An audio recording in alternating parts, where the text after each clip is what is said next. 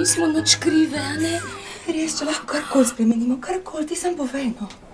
Ja, ker si lihkak prišel, to nisi imel benga smisla. Punce, 100-krat sem vam že povedal, vi niste nič krive, službeno sem me pač premestil v Avstrijo in tudi meni fajn se vsaka 2 tedna selt. Prosim, ampak takoj, ko prideš tja, pošljem naslov, da ti bom pisala vsak dan. Marta, res ni potrebe, bom zelo zaposlila. Ampak res sem pošljem naslov, lahko ti kaj skuham, pa dam take paketke, pa ti pošljem, veš, da ti bo lažje. Suzana, hvala, res ni potrebe, super kuhaš. Glede ta žobo sem našel v tvoji lazanji in ti ga vračam.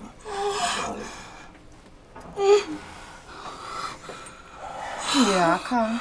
Ja, Sara, tudi te bom poslal naslov. Ja, ker če ne sploh ne vem, kako ne te najdem, ker te obiščem v Avstriji. Kaj me kaj?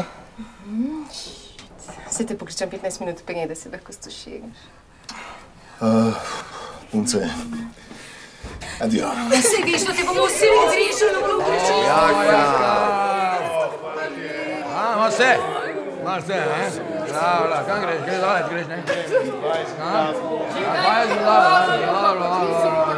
Bravo, Boris, bravo.